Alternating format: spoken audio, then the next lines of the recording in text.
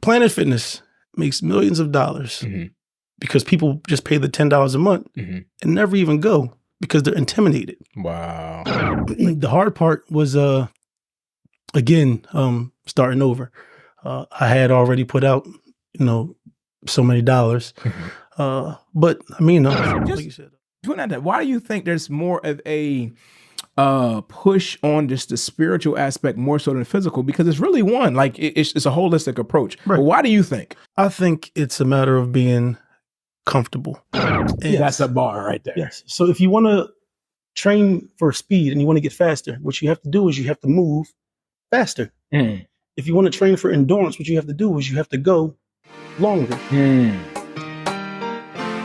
Well, all right, that was extra, but I'm gonna still go with it. Welcome to the Elevate I.T podcast, where we interview leaders who are going after their it. And listen, today in the studio, we have Jon Williams, a friend, a brother, and also an entrepreneur. Listen, y'all, many people know that fitness is vitally important to your purpose. And this brother here knows I'll say a little bit about that. Maybe you can look at his arms and tell me once we get that view of them arms right there, if he know a little bit about what he's talking about. All right. So Jon is the owner of Muscle Hustle Training Facilities. And we go way back. Yeah. We go way back. Brother, welcome to the Elevate I.T podcast. How you doing? I'm doing good, man. Thank you for having me. All right. This is a real pleasure. Absolutely. See you in your element doing your thing. Oh, okay. I see what you did there. That was smooth. We ain't there yet, but I got you. I love it, man. I mean, for the people who don't know, I mean, we've done life. I mean, long time. It's a very long time. Yeah. And even before we go into business and everything else, I think one thing, I don't know if I said this publicly, but I think the thing that I really honor about the area of our relationship, twins, if y'all watching this episode, pay attention to what I'm about to say, okay?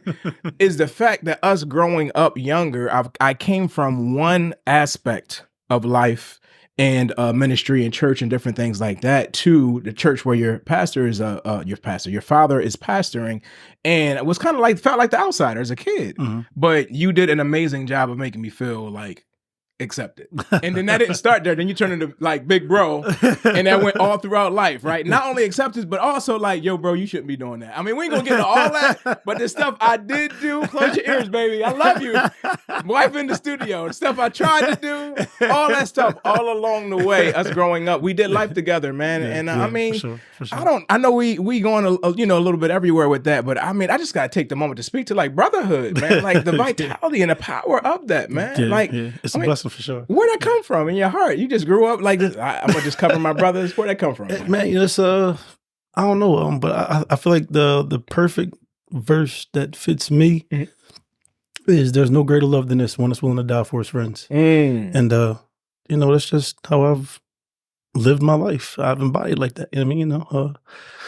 That's just how I like to get down. You know what I'm saying? I mean, if I got it, you got it. Yeah. You know what I'm saying? I mean, so And at the time of this recording, you did something really dope and unique too. You and your wife, actually. You pulled all of us who grew up together at your house and created an environment, man, for us to connect. I mean, I don't know how many kids. What's it like?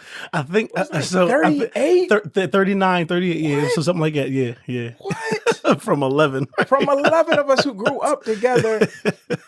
Bro, that was crazy, but powerful though. Like, think about that. Like different walks, different passion, different insights and thoughts coming together in spite of whatever differences may be, to put all that stuff aside just to show like brotherly love. That's what brotherhood is. That, you know what I mean? So that is crazy. But thank you for that. Yeah, man, listen, I'm hoping that's something we can actually do on like a yearly basis. You know what I mean? Like, because I mean, we are older now, so I get it. We can't always link up every weekend, once a month.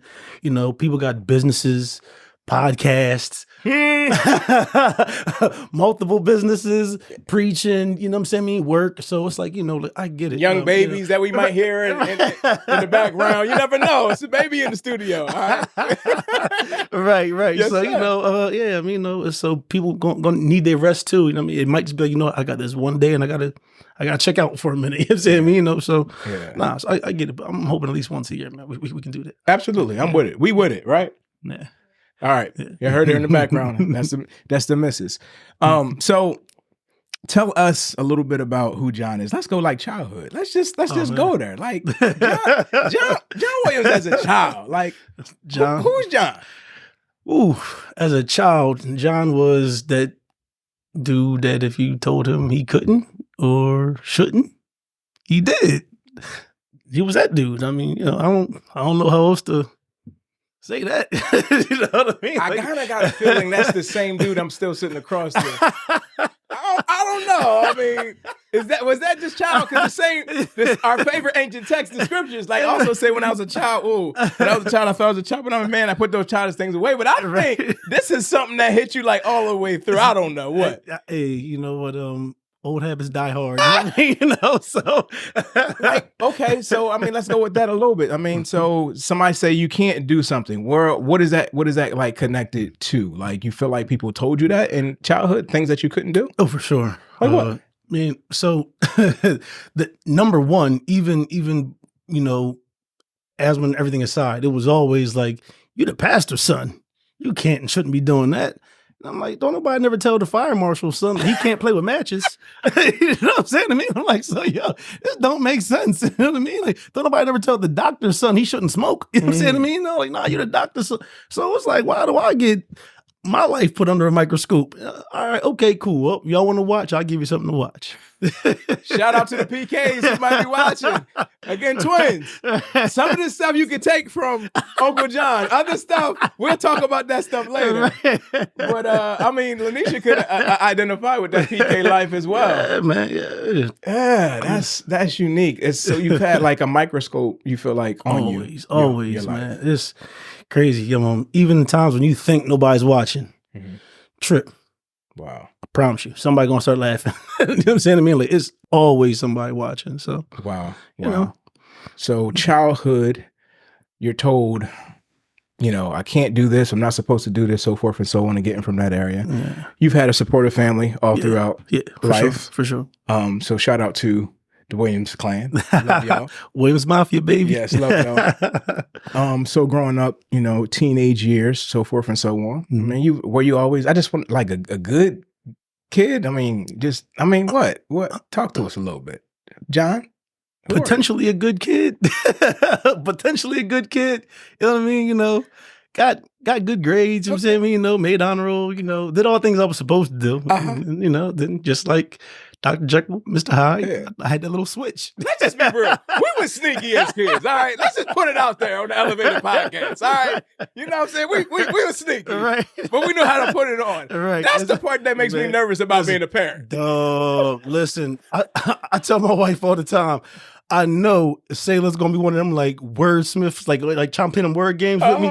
Like, yo, I want you home at 9 o'clock. Okay, she gonna pull up at 9 o'clock. 9:01, she gonna put the car in reverse and be like, I'm out. Like, yo, where you at? I was home at 9. Like, you know what? Like, I know I'm gonna get some of that type of stuff. Like, crazy, man. Yeah. So true. It was so powerful.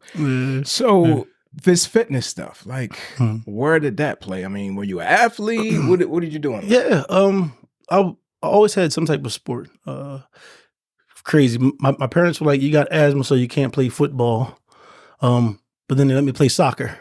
So as I got older, I was like, that don't make no sense. So really what it was is, you know, the wear and tear on your body. Because, you know, there's a lot of hitting and, you know, things like that. And I think that's more so what my parents were concerned about.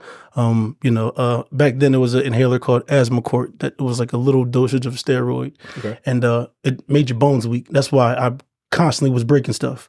So, you know, between high school and semi-pro, I had about 17 casts. Woo! Yeah, I was always breaking something, but I think that's why. You know what I'm saying? I mean, so my parents was like, yeah, no, we don't, let's try to save him a little bit. You know what I mean? So, and save some money too, because it's probably costs, I don't know, the doctor's business. Right, go ahead. Right. Okay. Exactly. Okay. So, yeah, you know, then from soccer, went to football, and it was like, oh, I'm staying here. I played T-ball too. Crazy. I actually found like one of them old pictures. It was like me, Lex, and all them. Like, we're kids. Like, yeah, crazy. I was like, oh shoot, like, yo, it's wild. But yeah. So good memories. But yeah, I always played some type of sport though. Yeah, okay. Yeah. And so that's fitness kicked in from there. So did it become like? Did you know, like growing up? Look, I think I'm gonna have a training facility. No, not at all. Not at all. So back then, sports was just like what we did. You know what I'm saying? I mean, like, you went out in the morning, especially if it was summertime, you go out and you just played all day. My grandma, my parents, everyone of them parents was like, okay, well, it's nice. What you doing in the house? Get out. Yeah, get out. Get out that phone. Yeah, so, go play. You know what I'm saying to me? So, that's just what we did. When I was a kid, I don't think any of my friends had a trainer. So, I think kids nowadays whose parents say, no, listen, I'm going to get you a trainer. I'm like, that's a real blessing, because in my day, you was either an athlete or you wasn't. Wow. You either had it or you didn't. We ain't spending no extra bread on that. You know what I'm saying to me? People trying to eat. You know what I'm saying to me? So no, we ain't no. So, but yeah, later on in life, then it was like, oh shoot, people actually do need a trainer. Before I actually became a trainer, I just knew fitness since I had worked out my whole life pretty much. And was at LA Fitness. It was a sit-up bench. And this woman put her feet where her knees go and had her head on the ground. And I was like, what you plan on doing with that? Whoa. Like, she was like, ain't this how you use it? No. And I was like, you know what? Now I see why people need a trainer, because it is like, Planet Fitness makes millions of dollars because people just pay the $10 a month and never even go because they're intimidated. Wow. Like, they walk in there and they just see all these pieces of equipment and they're like, it's too much. The other half of people that go to Planet Fitness, they just go there and be like, you know what? I'm just going to get on the treadmill and leave. You could have walked around your neighborhood and saved $120 a month. Right. I mean, a year. Right. So it's like, but people really are intimidated. And, most men, if we lost, we ain't asking for directions. Well, I mean, why a trainer? Like, all right, so I hear you, like, Planet Fitness. Right. I could pay my whatever, $20, go in there, but a trainer, that's a little different. Yes, it is. So what's my value of me having a trainer as opposed to just my own workout? When you're sick. YouTube University, I can go in there and right. So YouTube University, Google, they're all great tools that you could use. The problem is you can see somebody doing an exercise and still not know the correct way to do it. And the other thing is that things are always changing. Like when I was in high school, a lat pull down came behind your neck. Now that's what you call a trap pull down. It's more so for your traps, not your lats. Wow. And a lat pull down now comes to your chest. All right. So as things change like that, most of the time it's not going to get put up on YouTube or Google. Hey, we just found out this new, research, this new study. So we're going to put that up today. Right. It's not what's going to happen. You got to do a little bit of research for that. So, could it be a tool to help you? Yes. If you're thinking of different exercises, but to actually be updated information, this kind of lacks on that. Okay. So, yeah. So, all right. Muscle hustle. You go ahead. Yeah. And so the other thing I was going to say too is like when you get sick, you don't say, I'm going to diagnose myself. Now, some people do. Okay. But they oftentimes, weeks later, after they've been suffering from this, that, and the third, they're like, hey, I'm still suffering. Oh, well, I guess I self-diagnosed wrong. And you go to a doctor to get a correct diagnosis.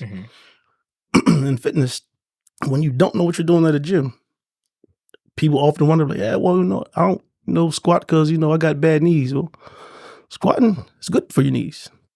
Bad form is bad for your knees. Wow. So that's why you need a trainer. Wow. So that way you can see what you're doing wrong and get that fixed. Because for some people it's hip mobility, some people it's ankle mobility. But it can be a lot of different things what's wrong with your form, but you wouldn't know that being somebody just looked it up on YouTube. Hey, they just sat down and stood up. That's easy. Nah, it's a little more complicated than that. No, I dig that. That makes sense because I'm hearing there's a level of education that you're not going to get. Right. Hands-on approach pertaining to something. If you are doing something, I can remember even when I go to the gym, it's an area I'm looking at an image sometimes. If it's the first time I'm being on a machine and trying to do that, I'm like 100%. I don't know. Right. Am I supposed to feel this? I can't talk to. Well, I probably could, but it's like awkward. It's like 100 people in there, so I'm like, oh, let me just fake this thing on and go ahead and work on your abs. But you can, go ahead and really give me something. Well, before we did entrepreneurship and ministry and everything else, I was in special needs, teaching special needs, and we had IEPs, individual educational programs. So I've seen you train. You've trained the twins. I've seen some of the results and things that you've done as well. It seems like there's an aspect of individualized care. Yes. You know, and you're not going to get that necessarily, you know, from just going into an area of a gym as well. So to get that result, the accountability too, you know what I mean? The way that you do, like, that's dope. Me personally, I mean, say what you want to say about me. I don't know how I do well with somebody barking at me the whole time. Like, you know what I'm saying? But that's not at least from what I've seen, I haven't seen you operate in that way pertaining to that. So. Yeah. So, I mean, you have to know the body, but you also have to know people too. It's some people that need, you know, that kick in the behind. They need that drill sergeant. You know, you're going to do this. And there's other people where you got to love through it. You got to be like, no, it's okay. You come back. You know, it's going to be all right. You know, you got this. You got this type of mentality. But again, you just got to know people. Again, it's just like there is no cookie cutter. Right. My daughter said, yes. Yeah, she agrees. Yes. Amen on Sunday. No. Listen, I love it. We're going to talk about this when we get to your training facility. A little hint, y'all got to stay tuned because we're going to go to his training facility. That's going to be dope. But it makes me think about we talked about this before, mental toughness. Yes. Like, because for us, Elevate It, that it is your inner tugging. It's, you know, your call, it's your purpose. It's the thing that you feel like God is designing and having you to go ahead and do, to go ahead and move forward with. So with that being said, thinking about fitness, thinking about your inner tugging, thinking about everything that we're dealing with and doing in that mental toughness, like I seen you work with one of our sons and it hit me at a different level. I'm like, I wouldn't even have put together fitness and working on the mindset the way that I seen you do what you're doing. Like, talk to me a little bit about more in depth. Well, again, we'll talk about this a little bit more when we get to the to your training facility. But that mental toughness piece, like, believe it or not, that's the part that I was like drawn into. It wasn't just like, I know you're gonna get to, but you mean you're not just working the body, like you're training the mind as well, right? Yeah. So it's impossible to train the body without the mind. Ooh, it's just not possible. That's a t-shirt. Because especially if you're somebody that's going into a cut and you're doing higher reps, doing higher reps and lighter weight. So you have to understand that, okay, when you start to feel that burn in your muscles, that lactic acid building up, that's not the time to say, okay, I feel the burn, I'm done. No, you have to push through that. Yeah. And if you're not physically or mentally able to push through that, then you're not going to get the results you want. So I have to be able to see where you're at and what type of trainer you need me to be. So everybody that steps foot in my facility, they got to do an assessment. And that's one of the reasons why, because if you got a bad shoulder, I'm not trying to have you shoulder pressing a bunch of weight that's going to, mess with your shoulder. Right. If you do have, a knee replacement, I'm not going to be telling you, hey, yo, I want you doing, forward or walking lunges. You know what I mean? So I need to know as far as injuries. But one of the last tests in that assessment, though, is for your mental toughness. And typically at my gym, I say can't is cursing. If you tell me you can't do something, I'm going to give you that plus extra now because you told me you can't. And I didn't stay up all night planning your exercises, your session, for me to be like, I bet they can't do this. So I'm going to give it to them. That's stupid. I'm not a first year trainer. I've been doing this for a while. So that's why I give that test though. So I know how to push people. Because like I said, sometimes you got to really, put your foot in their behind. Sometimes you got to love them up to it. You know what I'm saying? So I love it. Yeah. I love it. Let's go deeper. Yeah. Let's talk about you a little bit. Pertaining to, but we'll stay on topic with the business side. So we have entrepreneurs that are tuning in. We have ministry leaders that are tuning in, so forth and so on. But this journey, like, you own a training facility. Was it easy? Like, no? No, it wasn't easy. It wasn't easy. I was a part of another one. Okay. I was a part of another facility, and stuff just went south. Okay. I'll leave it at that. Okay. And, so I took the things that I bought, put them in my spot. Okay. I just backed away for a while, stopped doing classes, PT. And it was kind of cool too, the way God did it. Cause it was like, happened in the middle of COVID. So it wasn't like I had to be super verbal about it and extra, you know what I'm saying? Because I'm one of them people that's like, people gonna find out how they find out. You know what I'm saying? I mean, so I don't need to bash somebody, you know what I'm saying? I mean, to do whatever. It's, what's done in the dark is gonna come to light. Period. So it is what it is. I just moved on back, and once I found a space, grabbed my stuff, moved on in. The hard part was again, starting over.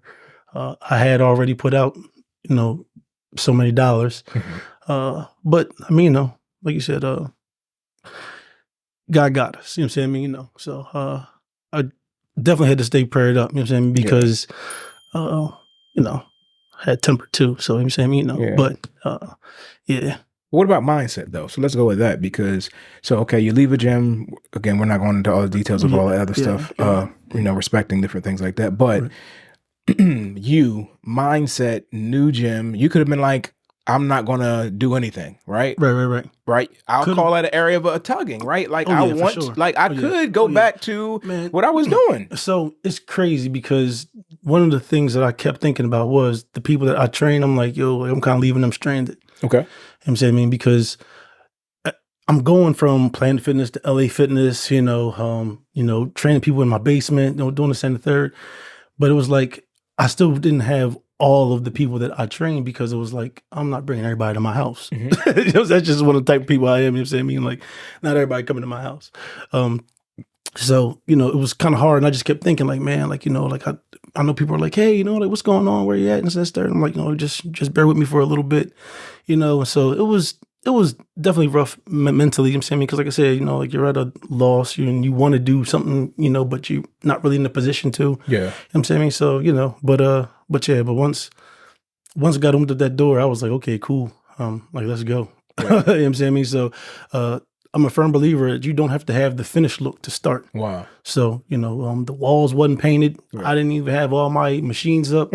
I had bands, some dumbbells. I mean, and like I said, in the middle of COVID too, like, 20-pound dumbbells used to be $20. Wow. In the middle of COVID, them Jones is now 45, 50. You know what I'm saying? I mean, so that's the other thing that's hurt me. I'm like, oh my gosh. But, even with all the cards stacked against me, I mean, it's like I said, God really does do his thing. You know what I'm saying? I mean, so. But how did you stay motivated and committed though? I mean, you're talking about, so you said COVID. Yeah. This ain't just like, like this is in the middle of like, I got a mask on. Right. I don't know about you, but during the middle of COVID, I'm wiping off groceries when it comes out of stuff like that. You're talking about starting a business that you can't just do online. Like I need you physically here. So like, how do you stay motivated? Because somebody's watching, somebody's like, yo, man, I had a concept like they feel defeated. They had adversity and they quit. They had something that they were dealing with and it's like, no, but you didn't. Like, So how did you stay committed and stay focused? So I remember being a kid and I had piano lessons.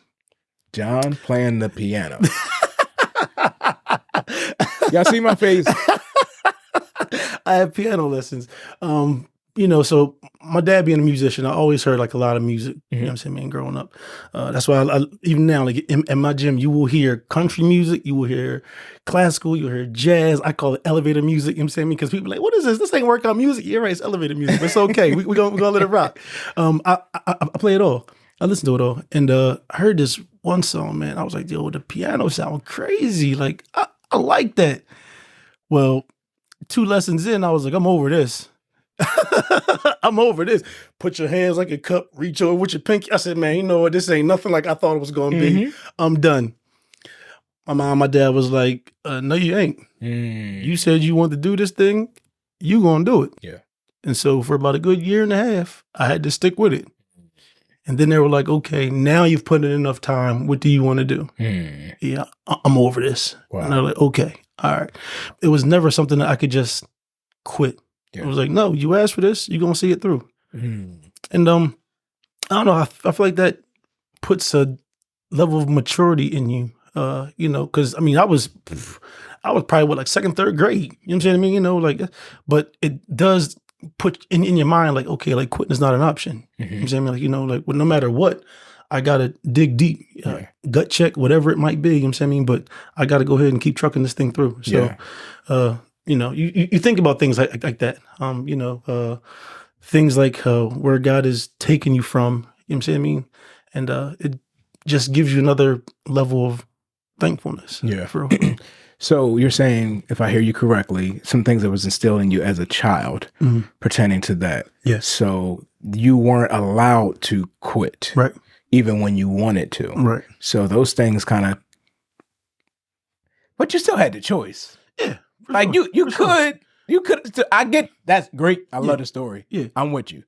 But it's something still there to be like, and for me, again, I'm wondering, and we can get there, but I'm thinking like passion. Like you got passion in this thing. Yes. Yes. For you to, I know how you operate and how the I'll say it. Well, the hustle. Let's go with the pun. Let's go with that. Right? The hustle. You go to get where you're to thrive and do what you're doing. For sure. So like that passion in you, right? And it's not selfish because I share it. Y'all. Yeah. He took me as a brother, so forth and so on. So like that drive, I feel like has to be so strong for what it is that you feel like you're compelled to go ahead and do, that it makes you be like, nah, I'm not.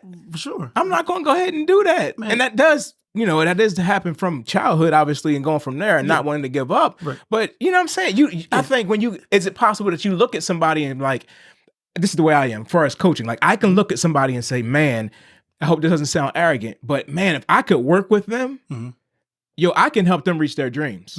Because the coach that I am, like, I want you to live, walk, and thrive in your purpose. Right. That you got to look at somebody and be like, oh, I could work with that. Like, oh, yeah, for sure. I can do that. So that drive. So it's impossible to be a trainer and not care about people. Okay.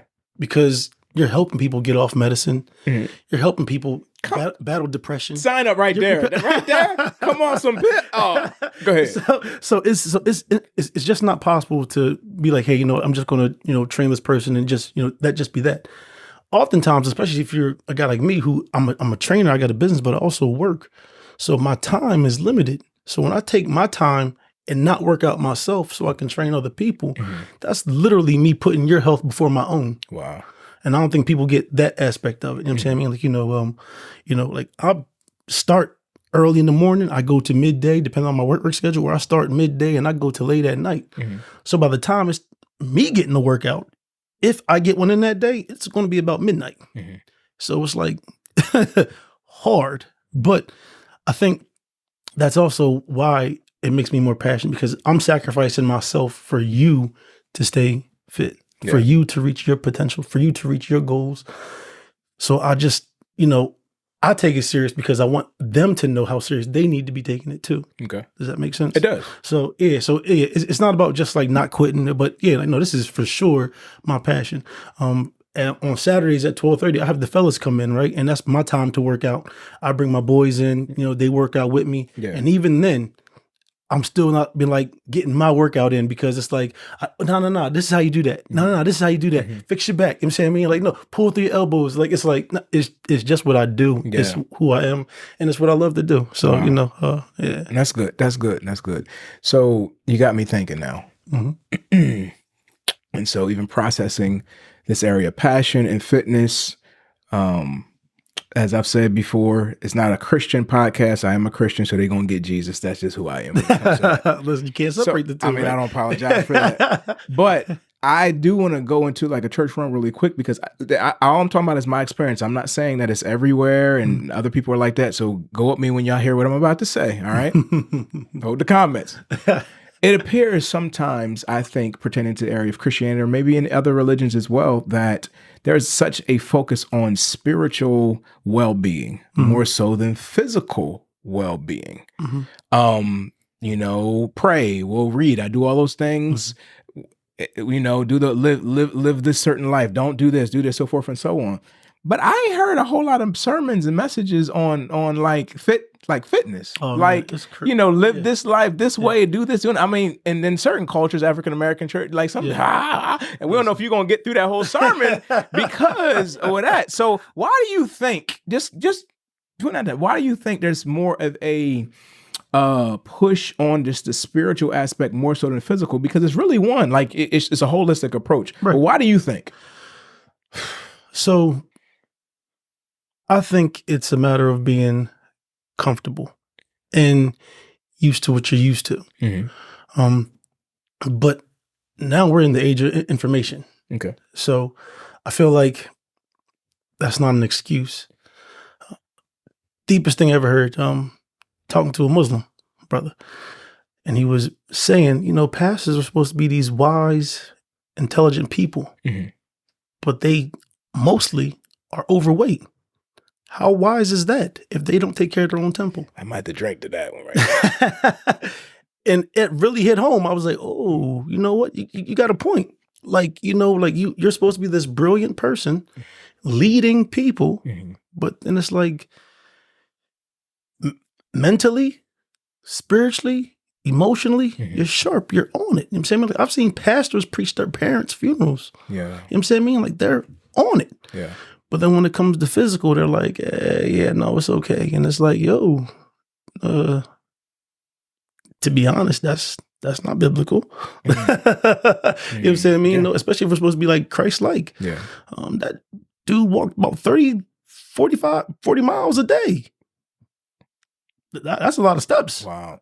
You know what I'm saying? Like, so if you want to break that down, so if we supposed to be Christ-like as Christians, fitness should be a part of that. Yeah. Wow, that's good. That's good. You know what I mean? I think you should do something about it. I think you should have a class just for pastors and leaders. I think you should do something about that. Let me know when Muscle Hustle gets that class on. And we can put some Hammond B3s and some different things in the background. Put them in C# and go from there. Yeah. I guess that is a real thing though. That's crazy. But it's an educational piece too. I think culturally, like you said, I know for me, and there's no excuse, but I think for me, food has become like it's a love language. Like, you stress sometimes, you go ahead and eat, right? And you feel good, whatever the case. Comfort foods. And a lot of stuff comes over there. I can't tell you how many times I'm invited to breakfast or lunch or catch a meeting or meet with other leaders or pastors or so forth and so on, right? You're going out there and you're right. Like, you just keep going, you're doing this, you're doing it, but you don't really think about that. But it's the temple, like inside. So anyway, that's no slam to anybody. Like, I'm with y'all. I'm at that place. I got to do better. We got to do better. We need that accountability, but it's something to really sit with. And maybe you are watching, you are a minister. Like, maybe we should be talking more about that too. Not just the area of sin and what you're not, but the area of like, take care of that aspect. How do we? Yeah, gluttony was a thing. Right. You know what I'm saying? Man, what if somebody's watching? A thing. Yeah. Somebody watching that and they struggling with that situation. Like, what would you physically say? Like, because I'll be honest with you, with fitness, I feel like it's so many rules. Like. You can't do this, you can't do this, you can't do this, you can't do this, you can't do this. Eat some grass and rocks. That's what I tell Anisha all the time. They just want me to eat grass and rocks and go and live. And then there's no enjoyment to that. So like, yes, you got to exercise. And I hear that diet is a huge part of exercise. Yes. So, I mean, give me some rap. Give me some, let me know. Give me some intake. Help me out. So what could I do? Step one. What you said was, you can't do this, you can't do that, you can't do that. And I think that's what people think about Christianity too. It's all about what you can't do. And there's no focus on what you can do. Okay. It's always fun to me to be like, yeah, Christians got to be, boring. If you really think about it, right? Like, I'm not boring. I promise you I'm not. No, go ahead. God created life. So why would he create boring, unfun life? It's not as stressful. I think people have become so toxic that it's always like, like, all right, well, I got to get smash face drunk. I got to get crazy high. I got to be able to party. I got to have the wild women or the wild guys. Don't get me wrong. I understand why you think that's fun, but at the end of the day, that gives you more to stress about than anything. You know what I mean? Like, so it's not that you can't have life. Yeah. It's just, again, you got to think about what you can do and what you do get out of it. You know what I'm saying? I mean, like, you don't get the hangovers. You don't have the, pregnancies at 12. You know what I'm saying? I mean, you don't have the, you know what I'm saying? Like, I'm just trying to be real here. You know what I'm saying? Sure. So fitness, same way. It's not that you can't have donuts. It's not that you can't have pizza, but in moderation. Especially your wife's donuts. Right. We might have to get her on a podcast just to hold on. But anyway, go ahead. Right. So it's everything's in moderation. Too much vitamin C will turn your skin orange. Wow. So it's like you just have to have moderation with it. You know, and it's not so much grass and rocks. Like I get it. A lot of people are on this vegan kick. And well, keto was pretty much the opposite of vegan. Okay. All right, vegan, you're eating nothing that comes from animals. Okay. No eggs, no milk, no nothing, right? Pretty much you're eating what our food eats. You're eating like a rabbit. You know what I'm saying? I mean, you know, Right. But keto is the complete opposite of that. You're eating mostly proteins and fats and no carbs. Okay. Both get amazing results. So they're two completely different ends of the spectrum. It's not that you can't do this or you can't do that. It just has to be in moderation. Okay. So that's the first thing you would tell me. All right, Christian, look, don't think about the area of just what you can't do, right? There's life and there's abundance pertaining to that. Exactly. But what I want you to think about too is that there's moderation. Yes. So you can't eat all Mary's donuts. You got to come from a particular level. Well, that's my wife, so I get to eat all them donuts. You eat those donuts. You It just kicked in. It just kicked in. And we don't edit that out, so y'all gonna hear that. I was gonna even change it and say pastries, but that don't make no difference with what we dealing with. Trying to get back in. Let me just take a sip.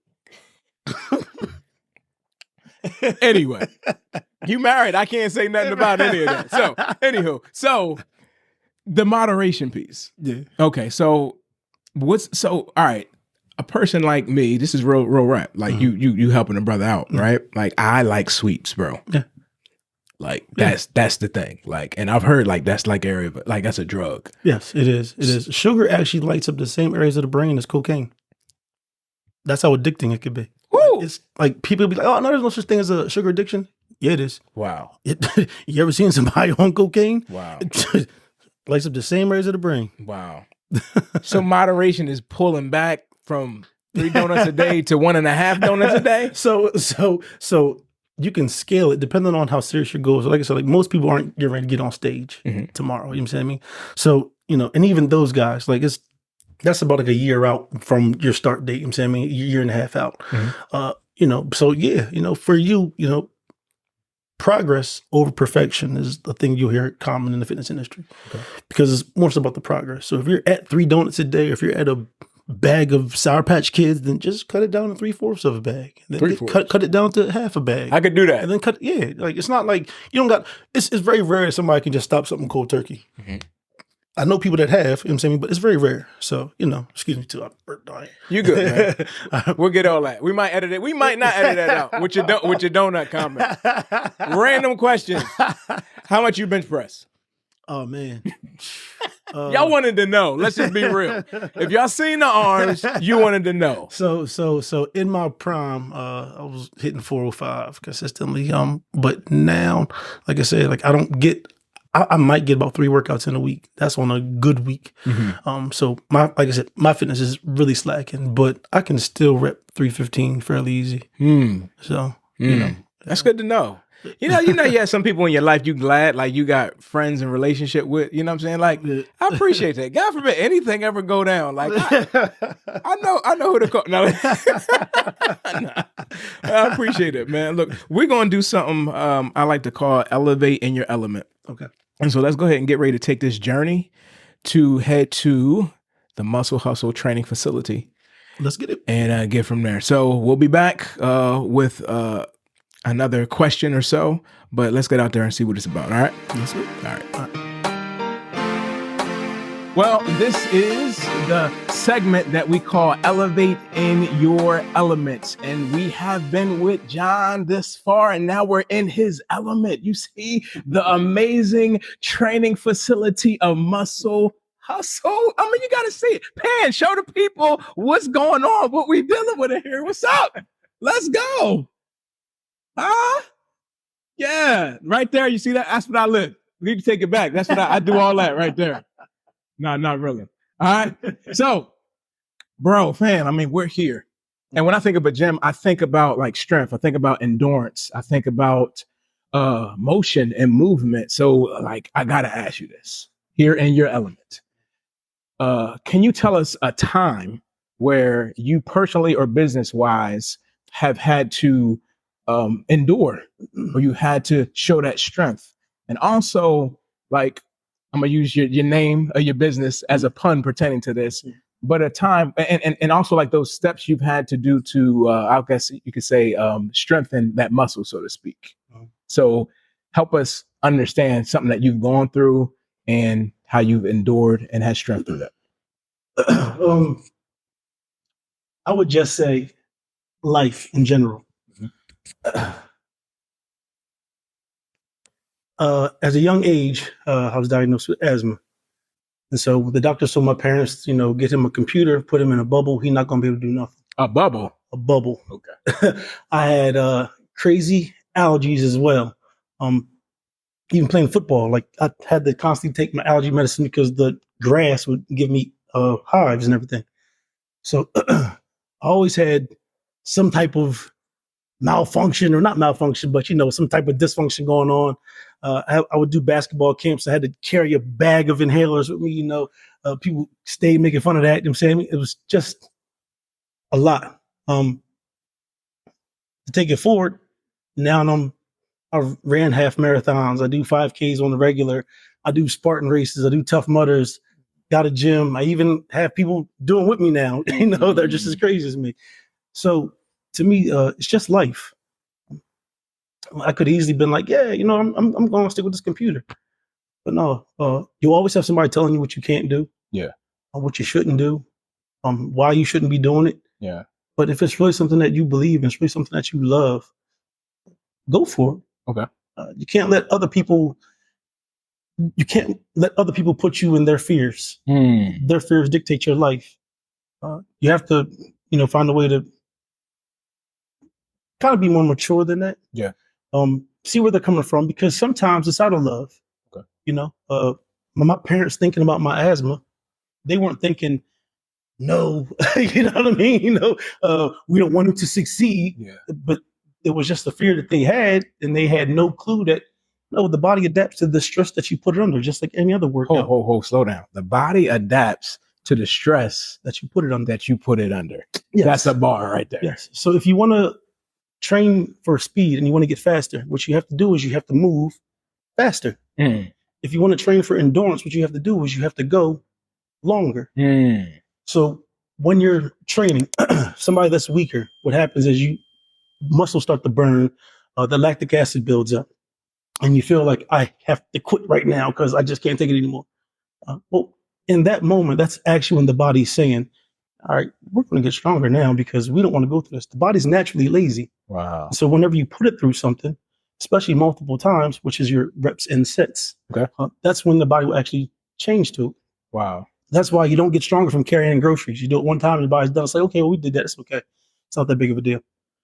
When you do 3 sets, 4 sets, 5 sets, strenuous work, now your body says, hey, we got to get stronger because we don't want to feel like that anymore. And that's what makes the body change. It's just like a tree. Trees get wide, they get thicker. Why? Because wind blows on it. The resistance. Resistance will always make you stronger. Resistance makes you stronger. Resistance makes you stronger. Somebody said ABC, adversity builds character. I like to say ACBC because it can build character. Sometimes it builds the devil. What? Y'all hear what this man is saying? What? You're talking like your daddy was a preacher or something like that, man. No, that adversity builds character. It can. So I'm even listening to you as well, like going through the area, like you talk about the area of asthma. And I even think that's kind of where I think I remember that bag. To be honest with you. Big old zip. I remember that bag. To an area of saying, look, my parents, I know they love me, whatever is the level of protection, but there's something inside of you saying, no, I need to move forward. I need to go ahead and do this. I don't believe in the bag mentality, so to speak. You are now a building mentality, from the bag to a builder, and the heart and mind. And that's so dope and so powerful. Looking at the area of endurance as well, too. So somebody may be in an emergency right now. In a situation, sounding the alarm in their life, just recognizing and realizing like, yo, like I hear that story. Like I've had my childhood situation as well. Right. And now I'm at that point in place where I want to go ahead and move forward, that level of endurance. So what is it that clicked for you to be like, yo, not am I just going to not live the bag life, so to speak, but I'm going to thrive in life. You said marathons, you're training people, you're doing all types of stuff. What clicked? So for me, it didn't really click in the beginning. Okay. I was just a hard-headed kid. So you told me I couldn't do something, I was going to do it. Huh. If you told me I should be scared of something, I would do it just because you told me I should be scared of it, because I didn't want to have that fear.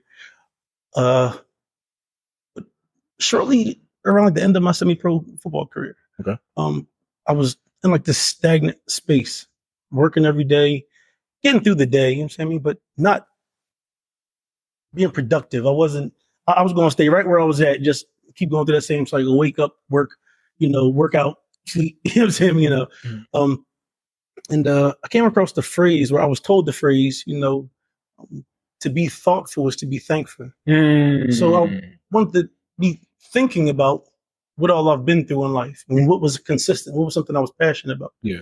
And as I thought about it, I was like, you know what, through sports and everything else, I was always physically active. I liked training.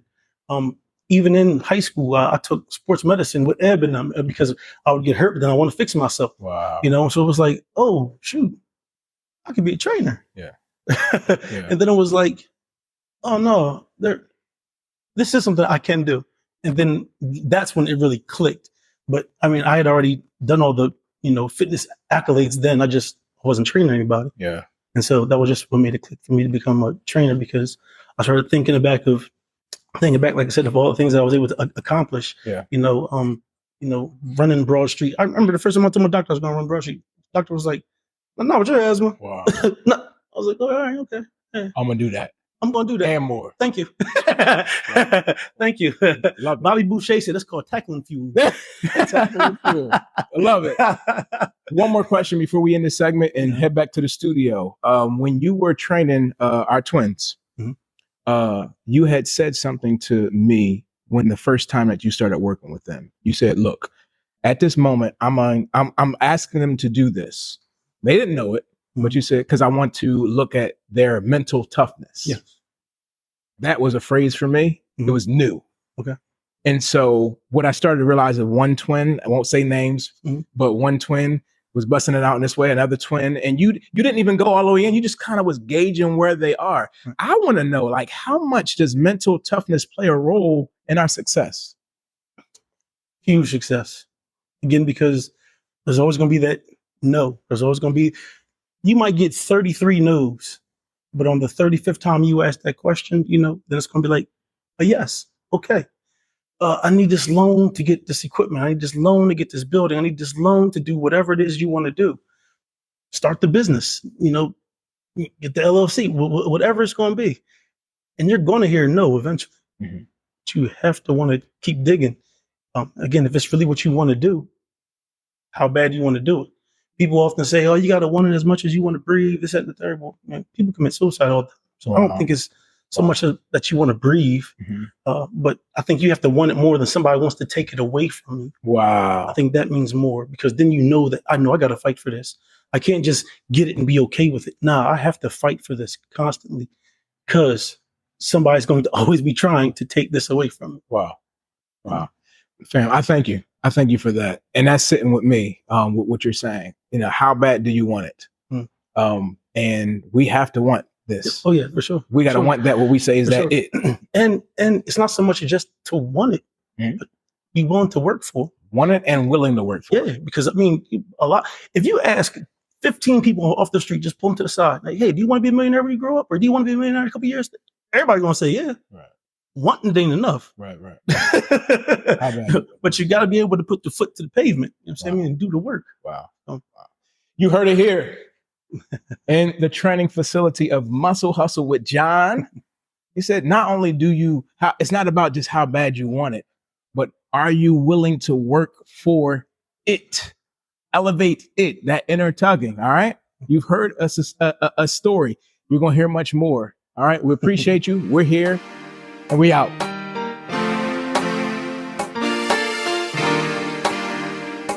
Well, first off, thank you, man.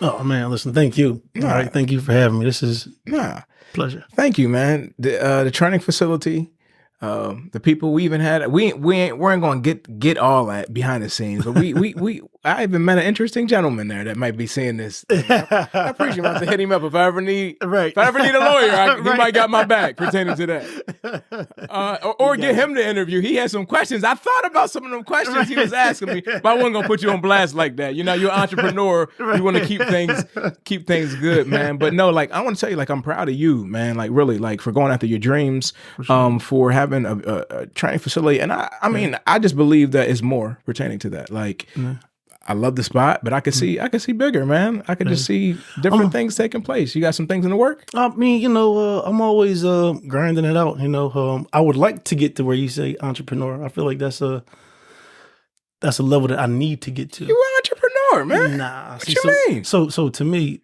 business wise, it's a difference between being self-employed and entrepreneur. Take us to church then. Go ahead. All right. So for me, I'm more like self-employed because if I ain't there, I ain't making no money. Okay. An entrepreneur can go away on vacation and still make money. Okay. So. But according to the LLC that you have, you're an entrepreneur. No, let me stop. I understand what you're saying, though. Yeah, everybody wants a piece of that passive income. Yeah, for sure. But you're not that many steps away pertaining to that, right? Having other people that work with you and for you, so forth and so on, you're able to step back and do those things. Maybe somebody watching here in the Chester County area, like, man, I need somebody. I want that opportunity. Yeah. So maybe you get. Matter of fact, how can we follow you, man, on social media? So I got The Muscle Hustle is the space. That's the facility. The Muscle Hustle? The Muscle Hustle. The Muscle Hustle. Yeah. The Muscle Hustle. Yeah. We'll put that on the screen. All right. So that is the Instagram of the space. Okay. My training page is Muscle Hustle Jon Will. Okay. So you'll see like my personal training and more of my life on that page, but the actual facility and whatever's going on there, whether it's a CPR class or, you know, somebody else training, that will be all on the Muscle Hustle page. Okay. I'm going to challenge you on something too. For sure.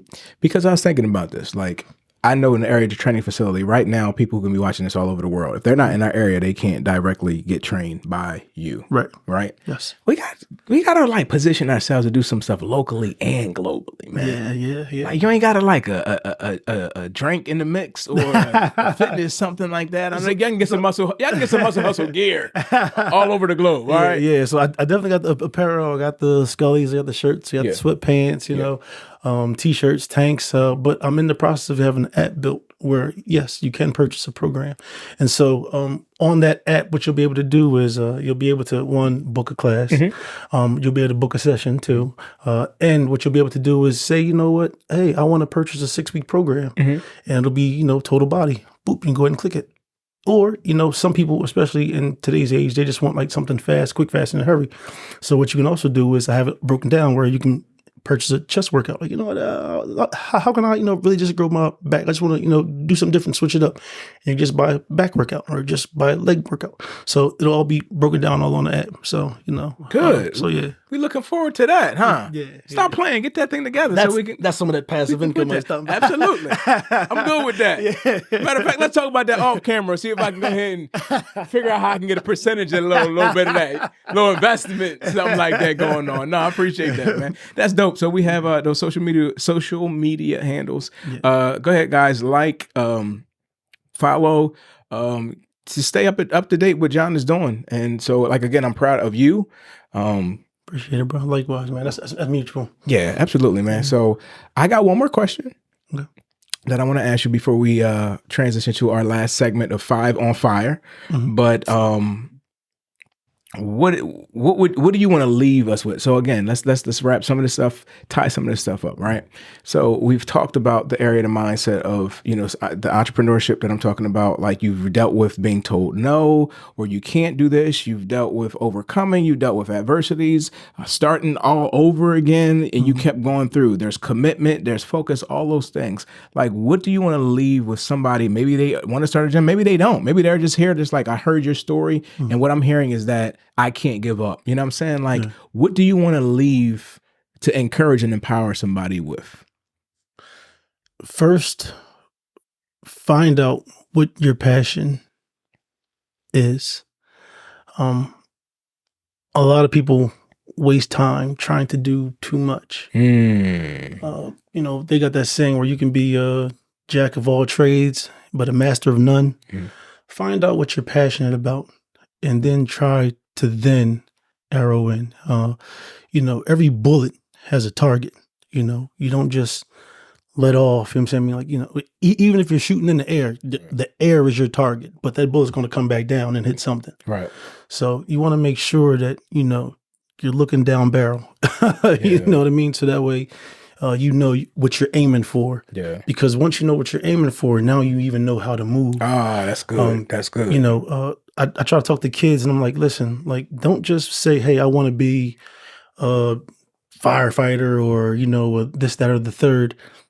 That's not good enough. You really got to look into the details. So when you're looking at colleges, don't just look at a school as a school. Certain schools are good at certain things. Mm-hmm. So you want to be majoring in the minutia and figure out which schools got your area of interest so that way now I'm targeting this school. Mm-hmm. What's this school's criteria? So now I'm having my plan, and it's not just lolly-dolly, I'm just going about my day, hoping I'll land where I'm supposed to. Nah, you got to be intentional. Yeah. So, first find out what you're passionate about first, so that way you know where you're going. Love it, man. Yeah. Thank you. Y'all heard that. Be intentional. Find out what your passion is. That's what we're here for. Yeah. Find out what our passion and elevate it, man. I think from your sharing, what I would say is like we stay focused. Yeah. Like stay focused. And the thing that I think about too is when you're working with somebody and they meet you as an area of a trainer, like you literally can be the answer to somebody's prayer. Like somebody wants to get fit. Somebody wants to start like any business.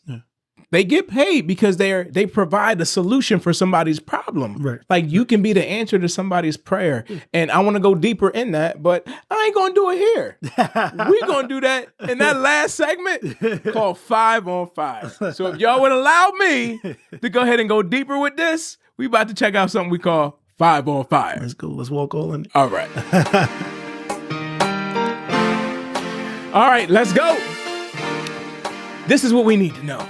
We have to stay focused. I know it's simple, but it's so important. Think about all we heard, all we processed. It's time more so now than ever for us to stay focused. You said stay focused? Stay focused on what? All right, we need to stay focused on our God-given assignments. That's our what? Like that your position of leadership, whether you're the up-and-coming leader or rising leader, you've been leading for years, you're in the entrepreneurial space, you're in the gym space that we've learned and talked about, you're in the area of leadership, ministry, it doesn't matter. You got to stay focused on your what. You got to be so focused on your who. That's the people that God has assigned for you to lead. Listen, you may be the answer to somebody's prayer. Oh, come on. You may be the answer to somebody's prayer. If you don't release your awesomeness in the earth realm, then somebody might not get what they're praying for. This is the time now for that. You got to be focused on the who. But what about the where? Look, your location. We're talking about your mountain of influence, whether it is the area of religion, whether it is the area of government, where is the area, whatever it may be, the mountains that you're called to serve. You're an influencer. You're powerful. You're the head, not to tail, above only, not beneath. But you can't talk about the where without talking about the when. And the when, you need to put that out there in your mouth. The when is now. N-O-W. Now is the time for you to move forward. I'm reminded of one of my favorite passages, Judges chapter 9, verse 8. It's the parable of the trees. And I'm going to paraphrase this for you guys. But there's trees and they're looking for someone to be their king. And so they go to the trees and they ask an olive tree, look, would you be my king, right? And the olive tree responds, should I give up what I produce that honors both God and man, just to wave back and forth over the trees? Same thing happens to the fig tree. And his response is pretty much similar. Should I give up what I produce just to wave back and forth over the trees? Listen, then they go to a thorn bush, which is out of its species. It's not even a tree. And he is willing to take on the assignment, willing to go ahead and do it. And he says something of the nature of this, that look, yeah, I'll be your king, but then you would have to lower yourself. Come on, somebody. You have to find shelter under my shade. Well, wait a minute, sir. Wait a minute, ma'am. You are a thorn bush. When I embrace you the wrong way, I would be inflicted with pain and so much. Listen, that's not the life we need to be. We need to be planted in our purpose. We need to stay focused on the things that we are called and assigned to do, because we don't want to uproot ourselves or even put ourselves in lower level places. That's not what we're into. So, beloved, it's time to stay focused. It's time for you to look and be exactly what you are called and designed to be. Be planted in your passion. Be planted in what you produce and be planted in your pursuit. It's time to move forward. You have to go forward. You have to do what has to be done. Are you ready? Are you willing? You're capable. We got to remove the excuses. We heard John say something powerful. He said that he was told so many times, I can't. Maybe you heard that. I can't. Or maybe I heard this from our pastor. Sometimes we are the voice. Come on, somebody. That has been lying to us, or we've been believing the lies of the voices that have been telling us that you can. Listen, I'm here to tell you that you can. I'm here to tell you that you must. I'm here to tell you that if you commit to it, that you will pursue the things that God is calling you to go ahead and do. There are people who need what you have. Beloved, this is time to lock down and be in it like never before. Will you commit to it? Will you stay focused? Will you do what you are called and assigned and gifted to go ahead and do? Do you realize you have a village around you? Do you realize that you have what you need? Look, you have God within you. You are gifted and called. Some of you, even right now, need to go ahead and blow the dust off of that notebook, because you have vision, you have insight, you have wisdom, you have witty inventions and ideas and concepts. And this is the time to move forward within that. You have to move forward. There are people that need to eat the fruit from your tree. The fruit is not just for you. It's for you to give and release it. So release those gifts. Release that power. Release what you have so that others can be blessed for kingdom advancement. That's what this is about. Elevate it. Take your inner tugging and move forward. This is the day to move forward. This is your now. It's not, this is your now is your next. Come on, somebody. Your now is your next season. So walk into it, thrive in it, because this is your call, your purpose, and your assignment. 5 on Fire. We gave it to you. See you next week.